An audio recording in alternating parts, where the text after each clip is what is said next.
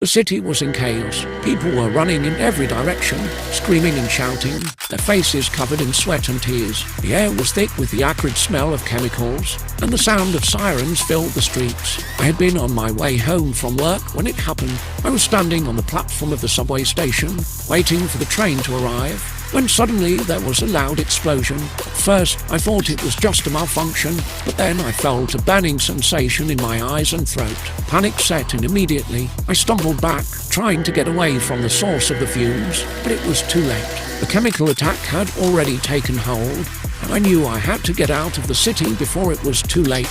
I ran up the stairs, pushing past people who were still trying to get down into the subway, oblivious to the danger. Outside, the streets were chaos. People were running in every direction, and cars were honking their horns, trying to get through the crowds. I knew I had to get to my apartment to gather my things, but it was several blocks away, and I didn't have a car. I spotted a bike rental station and ran over to it, desperate to find a way to get out of the city. Thankfully, there were a few bikes left. I swiped my credit card, grabbed a helmet, and pedaled as fast as I could. The streets were emptying out, and I could hear the sound of helicopters overhead. As I rode, I saw the devastation that the chemical attack had caused. People were lying on the ground, coughing and gasping for air, and emergency responders were rushing to help them. It was a nightmare. Finally, I made it to my apartment building. I ran inside, grabbed my backpack, and threw in a few changes of clothes, some water bottles, and my laptop. I paused for a moment,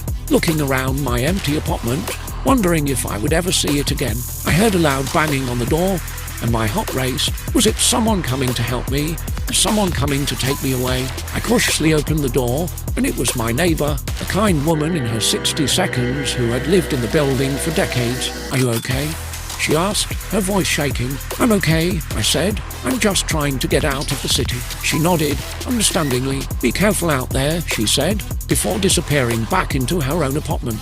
I threw my backpack over my shoulders and ran back down the stairs. I jumped back on the bike and pedaled as fast as I could towards the outskirts of the city. As I rode, I could feel the tears streaming down my face. I didn't know what was going to happen next or where I was going to go, but I knew that I had to keep moving. I couldn't stay in the city, not after what had happened. I rode for hours until I finally made it to a small town on the outskirts of the city. I collapsed on the grass in front of a small convenience store, breathing heavily. The sun was beginning to set, and the sky was turning pink and orange. I didn't know what was going to happen next, but I knew that I had made the right decision.